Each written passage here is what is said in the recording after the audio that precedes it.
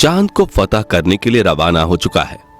14 जुलाई 2023 के दिन दोपहर के 2:35 पर बाहुबली चंद्रयान 3 ने श्रीहरिकोटा के सतीश धवन स्पेस सेंटर से एक सफल उड़ान भरी और अब चंद्रयान 3 अंतरिक्ष में पहुंचकर धरती के आसपास इलिप्टिकल रूट में एंट्री ले चुका है, जिसमें सफर करते हुए स्पेस क्राफ्ट धीरे धीरे पृथ्वी से दूर और चांद के पास जा रहा है।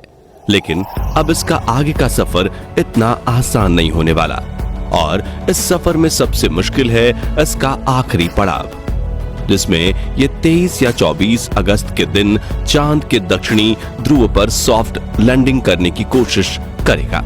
और इसी प्रयास में साल 2019 में चंद्रयान 2 का मिशन असफल हुआ था। तो अब सवाल आता है कि आखिर क्यों चांद पर जाना इतना भयानक है और नासा के वैज्ञानिकों ने चांद पर ऐसा क्या देखा कि 70 दशक में चांद पर जीत हासिल करने वाले नासा ने अचानक से अपने सारे मून मिशंस बंद कर दिए। इस वीडियो में हम चांद से जुड़ी इन्हीं रहस्यमयी बातों से पर्दा उठाएंगे, साथ ही आपको चंद्रयान 3 के बारे में भी कुछ नया और अनोखा बताएंगे। तो पूरा वीडियो देखिएगा। दोस्तों, सतह से चंद्रमा की पूरी तरह से गोलाई दिखाई देती है, लेकिन वास्तव में चांद भी पृथ्वी की तरह अंडाकार है। चांद की सतह पर बेहद स्थिर और हल्का वायुमंडल मौजूद है। ये तो आप जानते ही होंगे कि साल 2009 में चंद्रयान 1 मिशन ने चांद पर पानी की खोज की थी, लेकिन आपको बता दें कि चांद की सतह पर पानी लिक्विड फॉर्म में मौजूद नहीं है, बल्कि इसके बड़े बड़े और बेहद ठंडे क्रैटर्स बर्फ के रूप में मौजूद हैं। साथियों, चांद से जुड़ी ये रहस्यमयी बात ये भी है कि स्विट्जरलैंड की यूनिवर्सिटी ऑफ बेसल ने अपने एक अध्ययन में ये बात खोज निकाली थी कि चंद्रमा पृथ्वी पर रहने वाले लोगों की नींद पर भी असर डालता है। कहा जाता है कि जहां अमावस के दिन लोग काफी अच्छी नींद कर पाते हैं, वहीं पूर्णिमा पर उन्हें कम नींद आती है। हालांकि विज्ञान ने इस बात को पूरी तरह से एक्सेप्ट नहीं किया और आज भी कुछ वैज्ञानिक इस बात पर अध्ययन कर रहे हैं। दोस्तों, चांद की जमीन काफी ऊबड़-खाबड़ है और इसमें कई बड़े बड़े क्रेटर यानी गड्ढे मौजूद हैं, जो इतने बड़े हैं कि पिछले करोड़ों सालों से इनके अंदर सूरज की रोशनी तक नहीं पहुंच पाई है। इनमें से सबसे बड़ा गड्ढा चांद के दक्षिणी ध्रुव में मौजूद है। एटकेन बेसिन नाम के इस गड्ढे का डायामीटर 2500 किलोमीटर और गहराई तो इतनी ज्यादा है कि इसमें एक के ऊपर एक करके 10 बुर्ज खलीफा समा जाएं। जी हां, इस गड्ढे की गहराई 8.2 किलोमीटर के आसपास है और ये पूरे सोलर सिस्टम के सभी ग्रहों और उपग्रहों में मौजूद गड्ढों में सबसे बड़ा गड्ढा है। माना जाता है कि चांद के इन क्रैटर्स में पानी छुपा हो सकता है, और वो भी थोड़ा बहुत नहीं बल्कि पूरे 100 मिलियन टन। इसके अलावा यहाँ hydrogen, ammonia, methane, sodium, mercury और सिल्वर जैसे मूल्यवान संसाधनों का खजाना मौजूद हो सकता है, जिसकी खोज करने के लिए ही चंद्रमा पर चंद्रयान 3 मिशन को भेजा गया है। साथियों, साल 1959 में रशिया के स्पेसक्राफ्ट ने पहली बार चांद पर लैंडिंग की थी, जिसके बाद अमेरिका ने भी कई मून मिशन किए और 20 जुलाई 1969 के दिन नासा के अपोलो 11 मिशन के दौरान एस्ट्रोनॉट नील आर्मस्ट्रॉन्ग और बज एल्ड्रिन ने चांद पर पहली बार कदम रखा था, जिसके बाद नासा ने कई मून मिशन किए थे और अपने कुल 12 एस्ट्रोनॉट्स को चांद पर भेजा। एस्ट्रोनॉट्स ऐसे व्यक्तियों को कहते हैं जो पृथ्वी के वायुमंडल से ऊपर जाकर अंतरिक्ष यानी चांद पर जाकर रिसर्च करें। लेकिन दिसंबर 1972 में अपोलो 17 मिशन के बाद नासा ने अचानक से इंसानों को चांद पर भेजना बंद कर दिया, जिसके लिए उन्होंने ये कारण दिया कि चांद पर फिलहाल ऐसा कुछ नहीं है जिसकी रिसर्च की जा सके। लेकिन कुछ लोगों का ये भी कहना था कि नासा ने असली कारण को छिपाया है। नासा के भेजे गए इन 12 में से कई अंतरिक्ष यात्रियों ने चांद पर कुछ अजीब सी आवाजें भी सुनी थी, तो कईयों ने इन पर बने एक अजीब ब्रिज और कूलिंग टावर जैसी रचना को भी देखा था। वहीं चांद की खोज में वैज्ञानिकों को एक सैटेलाइट डिश जैसी रचना भी दिखी थी और वैज्ञानिकों के मुताबिक इसका अपने आप बनना नामुमकिन है। हालांकि नासा ने कभी इस बात पर आधिकारिक बयान नहीं दिया था, लेकिन नासा के वैज्ञानिकों ने कई बार ये कबूला कि चांद पर एलियन का बसेरा हो सकता है।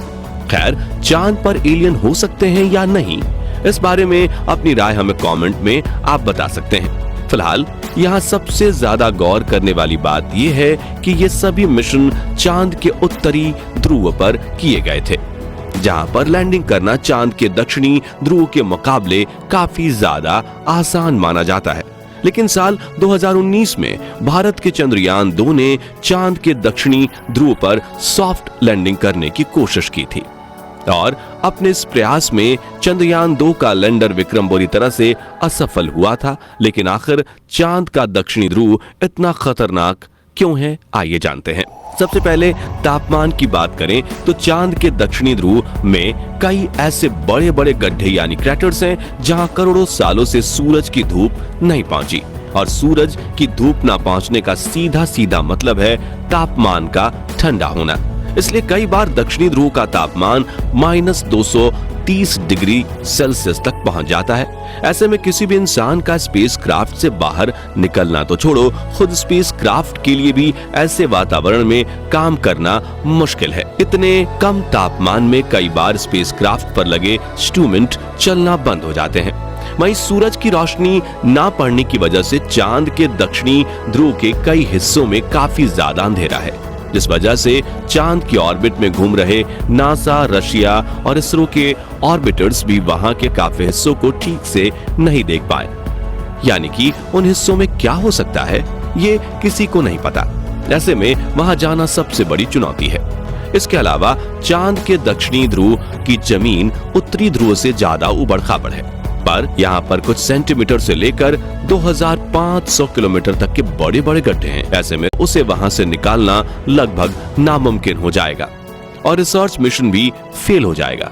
इस बात को ध्यान में रखते हुए इसरो ने चंद्रयान 3 के प्रज्ञान रोवर में सेंसर्स और नेविगेशन कैमरास लगाए हैं। अब सवाल आता है कि चंद्रयान 2 का विक्रम लैंडर चांद की सतह पर सॉफ्ट लैंडिंग करने में क्यों फेल हुआ था। तो बता दें कि इसरो के मुताबिक धरती से चांद की दूरी करीब 3,84,400 किलोमीटर है। ऐसे में इतनी दूरी पर लैंडर से डीप स्पेस कम्युनिकेशन बनाए रखना काफी मुश्किल होता है, क्योंकि इतनी दूरी पर रेडियो सिग्नल्स वीक हो जाते हैं और एंटेना से बहुत ज्यादा बैकग्राउंड नॉइज आता है। साथ ही अपनी कक्षीय गति यानी कि ऑर्बिटल मोशन की वजह से चांद लगातार अपनी पोजीशन बदलता रहता है।